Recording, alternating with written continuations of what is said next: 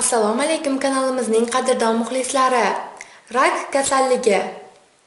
Rak kasalligi rivojlangan hozirgi davrda ham davolanishi o'ta murakkab bo'lgan xastaliklar jumlasiga kiradi. Bu kasallik sharq tabobatida saraton kasalligi deb ataladi. Inson organizmidagi epiteliy hujayrasi to'qimasi bor bo'lgan barcha organlar, teri, shilliq qavatlar, qizilo'ngach, o'pka, me'da ichak yo'li, siydik tanosil organlari, shuningdek, miya va hokazolarda rak paydo bo'lishi mumkin.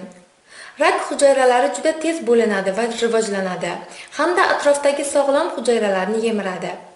U davolanishi murakkab va asorati og'ir xastalik ekani jihatidan jiddiy kasallik hisoblanadi.